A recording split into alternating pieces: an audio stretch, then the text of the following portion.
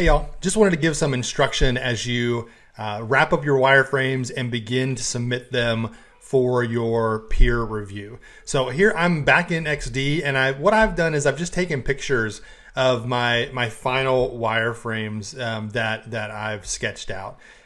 So if you've got a phone or a camera, you take a picture of those and drag them into XD.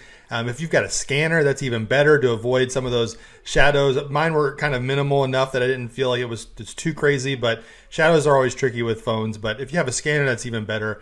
What I've done is I've just created an artboard around my wireframe and just kind of kept it all in theme based off of some of the things that I did in my mood board. And so you can see I've got the Handles logo up top. I've got just that subtle swoop in the background.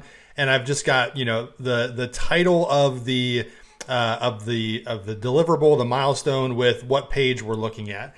And I just do that because this is helpful for clients. It's helpful in a presentation, or if you share these out, because it all feels like it's part of the same theme, and it just kind of gives your work that extra oomph, that extra add of consistency and clarity to make this all feel like it's part of the same project, the same family. So I usually, deter people from just sending over a raw PDF of photos or of scans. And so I think this is a great example of maybe how you can take it a little bit further than just doing the bare minimum, if you will. So in my wireframes, I've got my homepage, my desktop mock-up that you can see here. And you can see last week I left it off. It's a little bit more in depth. I've got kind of a candid photo, flavors section, some news down here at the bottom, and again, have my annotations following along the right-hand side.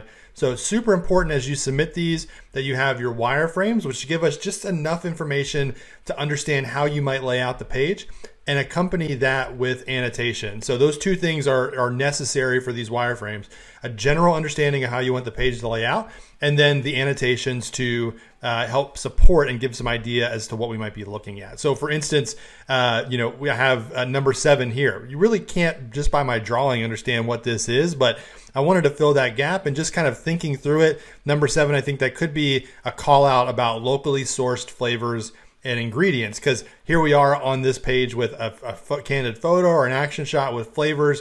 Might be good to call out the locally sourced flavors here. So you don't have to get super detailed in your wires, but that's where your annotations help to fill in the gap. So what I have here is my homepage desktop view. I've got my homepage mobile view, so a different layout. You can see the pixels here. This, it's tough when you're drawing to get pixel perfect, if you will, or to get the exact dimensions, but just roughly so the client knows, we're designing this for a 1366 pixel wide desktop view or your laptop screen. And that's the most common, one of the most common laptop sizes that was used last year, according to some statistics. And so that'll be our required kind of submission size for our prototypes, 1366 wide for our desktop prototypes. And then on mobile, it's 375 pixels wide by 812. I think that's a classic iPhone X, iPhone 10.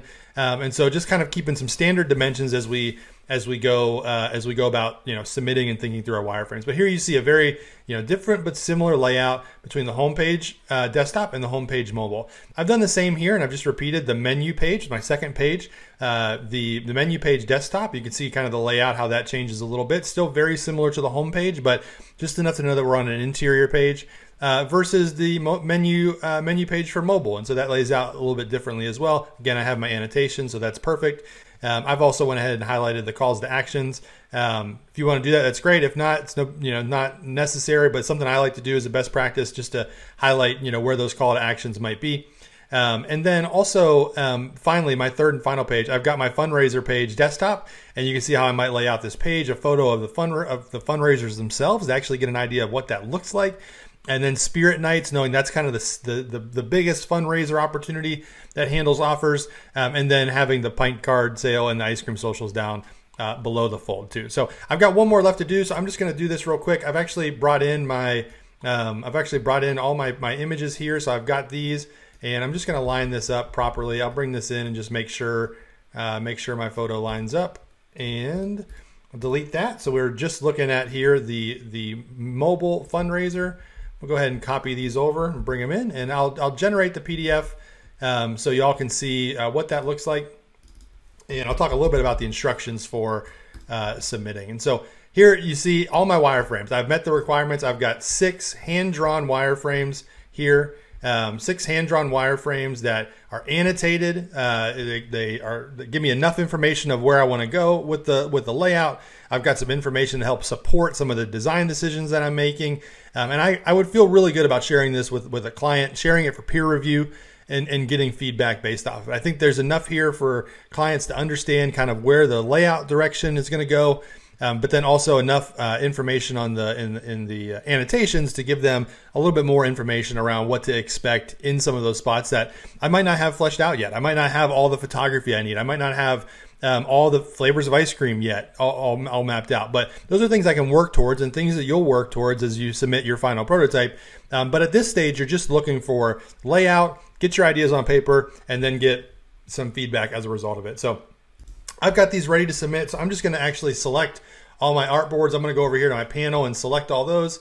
And the same thing we did with mood boards. You can see these are all selected, which is great. And I'm just going to go up here to File, Export my selected artboards. And I'm gonna do it as a single PDF here. So I've got my project one.